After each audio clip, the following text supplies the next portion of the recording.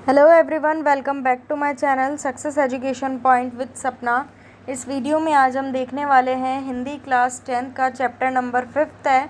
कृतिका भाग 2 जो आपकी बुक है ये उसका चैप्टर 5 है, जिसका नाम है मैं क्यों लिखता हूँ।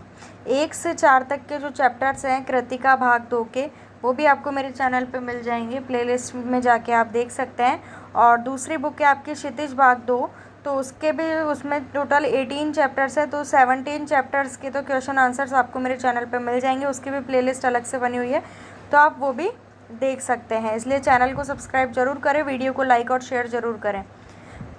पहला प्रश्न है, लेखक के अनुसार प्रत्यक्ष अनुभव की अपेक्षा अनुभूति उनके लेखन में कहीं अधिक मदद करती है, क्यों? लेखक के अनुसार प्रत्यक्ष अनुभव उसके अंदर की विवशता से बाहर निकलने में महत्वपूर्ण भूमिका का निर्वाह नहीं करता जितना काम अनुभूति करती है। प्रत्यक्ष अनुभव वो है जो हम घटित होते हुए आँखों से देखते हैं, उसे हम कहते हैं प्रत्यक्ष अनुभव। जो आँखों के सामने घटित हो रहा है उसे हम देखें, परंतु अनुभूति संवेदना और कल्पना के सहारे सत्य को आत्मसात कर लेती है, जिससे प्रत्यक्ष घटना भी आँखों के समक्ष ज्वलंत प्रकाश बन जाती है। इसलिए लेखन के लिए अनुभूति को अधिक महत्व दिया गया है। अगला, लेखक ने अपने आप को हिरोशिमा के विस्फोट का भोक्ता कब और किस तरह महसूस किया? तो इसका उत्तर है, एक दिन लेखक की नज़र या दृष्टि भी कह सकते हैं एक पत्थर पर पड़ी। उस झुलसे हुए पत्थर पर एक मानव की छाया छपी हुई थी। विस्फोट के समय कोई आदमी उस पत्थर पर खड़ा होगा, रेडियोधर्मी किरणों ने उस खड़े व्यक्ति को भाप बनाकर उड़ा दिया होगा और उसकी छाया पत्थर पर डाल दी होगी। परिणाम स्वरूप उसके मन में अणु बम विस्फोट का प्रत्यक्ष दृश्य जाग उठा और वह हिरोशिमा विस्फोट का भोक्ता बन गया। तीसरा प्रश्न, मैं क्यों लिखता हूँ पाठ के आधार पर बताइए कि 2 प्रश्न पूछे गए हैं इसमें। पहला है, लेखक को कौन सी बातें लिखने के लिए प्रेरित करती हैं? तो इसका उत्तर है, लेखक को लिखने के लिए उसकी आंतरिक विवशता और आत्मिक अनुभूति की तीव्रता प्रेरित करती है। दूसरा, किसी रचनाकार को प्रेरणा स्रोत किसी दूसरे को कुछ भी रचने के लिए किस तरह उत्साहित कर सकते हैं? किसी रचनाकार के प्रेरणा स्रोत आंतरिक विवशता से मुक्ति, संपादक का आग्रह, प्रकाशक का तकाजा अथवा आर्थिक आवश्यकता होते हैं, परंतु दूसरा कारण उसके लिए आवश्यक नहीं है। इन सब प्रेरणा स्रोतों में पहला कारण आंतरिक विवशता से मुक्ति ही उसके लेखन का मूल कारण बनता है। अगला 4th क्वेश्चन, कुछ रचनाकारों के लिए आत्म अनुभूति स्वयं के अनुभव के साथ साथ बाहरी दबाव भी महत्वपूर्ण होता है।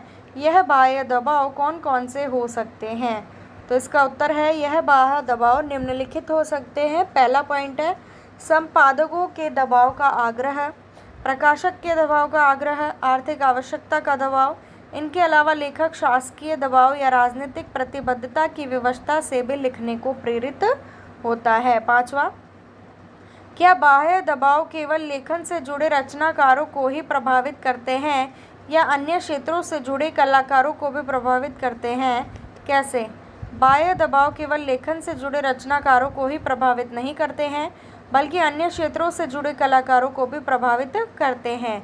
उदाहरण के लिए अधिकतर अभिनेता, गायक, नर्तक अपने फिल्म निर्माता, निर्देशकों के दबाव से प्रभावित होकर अपनी कला का प्रदर्शन करते हैं। अगला 6वां प्रश्न, हिरोशिमा पर लिखी कविता लेखक के अंतः व बाह्य दोनों दबाव का परिणाम है, यह आप कैसे कह सकते हैं?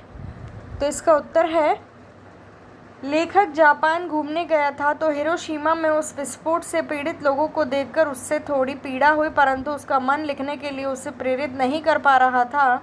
इस तरह हिरोशिमा पर लिखी कविता लेखक के अंतः व बाह्य दोनों का दबाव का परिणाम है। 7वां प्रश्न, हिरोशिमा की घटना विज्ञान का भयानकतम दुरुपयोग है। आपकी दृष्टि में विज्ञान का दुरुपयोग कहाँ और किस तरह से हो रहा है?